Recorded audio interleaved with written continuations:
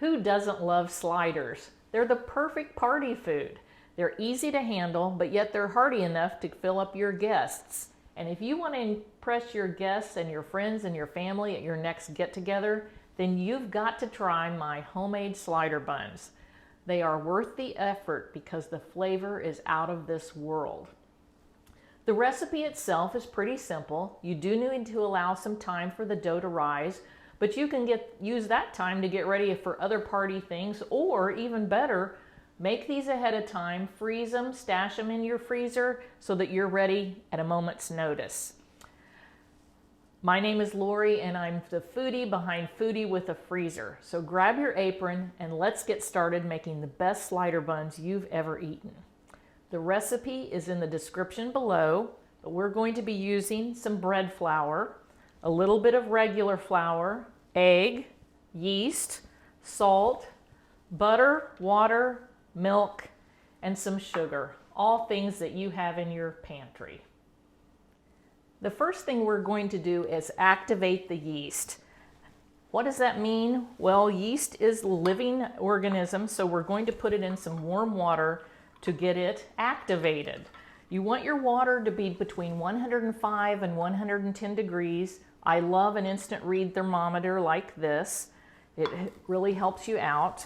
You don't want your water too hot or it'll kill the yeast, but too cold and the yeast won't activate. Into this yeast, we're also going to add the sugar and the lukewarm milk. Stir that around till the yeast is dissolved, and then let it set for about 5 minutes. It'll get foamy and bubbly, and you'll smell kind of a yeast smell.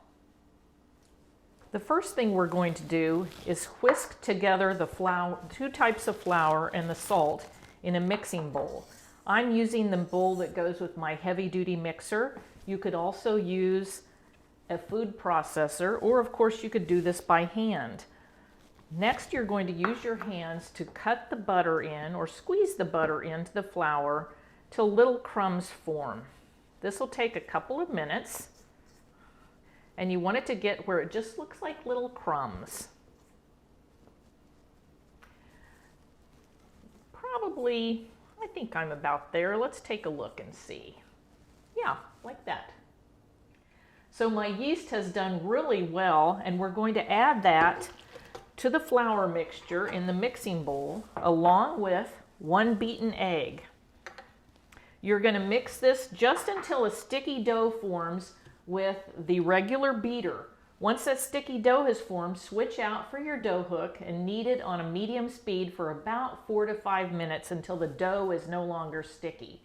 If you're enjoying this video, please hit the subscribe button so you don't miss a single recipe. The dough has been kneading for 5 minutes and I've tested it and it's still pretty sticky.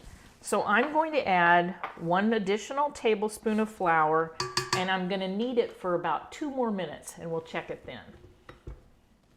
Once the dough is finished kneading, take a large bowl and lightly coat it with olive oil or regular vegetable oil.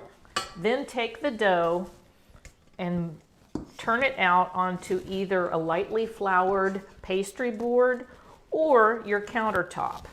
We're going to want to form this into a ball, just like that, and then put it into the bowl and turn it around so all the sides are coated with the olive oil. Then we're going to cover this with some plastic wrap and let it rise until it's doubled in size, about 1 to 2 hours. And the trick here is you're looking for doubled in size. Whether that takes 1 hour or 2 hours, it's size that you're looking for. Now let's talk for just a minute about, and also when you let this rise, that's called proofing the dough. But let's talk for a minute about where you can put this to let it rise. A lot of ovens have a proof feature on them, a dough proof feature. I have a warming drawer that has that on it, so that's what I'll be using. Other people sometimes use their microwave.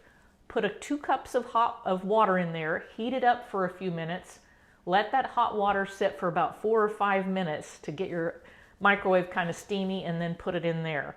Another thing I have heard of people doing is putting it in their garage. if their garage is warm to warm up. Well, where I live, I could never do that. It would probably bake my dough. So not an option for me, but it might be for you. The dough has doubled in size. Doesn't it look awesome? So we're going to take it now and dump it back out onto our pastry board. And we're going to cut it into about 14 pieces. You could use a pastry dough cutter, dough scraper like this. You could use a table knife.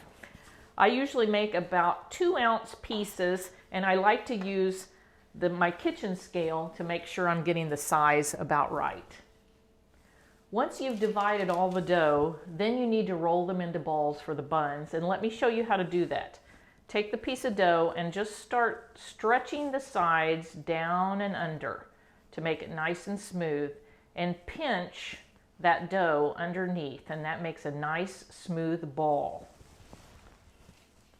Let me show you that again. Take your dough, your blob of dough, and pull the sides under, pinching it underneath as you do, and then there we go. Place it on your parchment lined baking sheet, cover it with a clean kitchen towel, and you're going to let these rise for about 1 to 2 hours until it's doubled in size.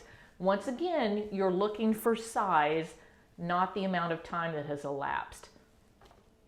When the buns have just about risen twice their size, you're going to want to start getting your oven ready. Get a shallow pan like a roasting pan or some type 9 by 13 dish, and put about 1 inch of water in it and set that on the lowest rack in your oven. The reason for that is that water will create steam, which will keep the tops of the buns soft and allow them to rise to a larger size. Then go ahead and preheat the oven to 400 degrees. Well, about an hour has passed and they've doubled in size. Don't they look great?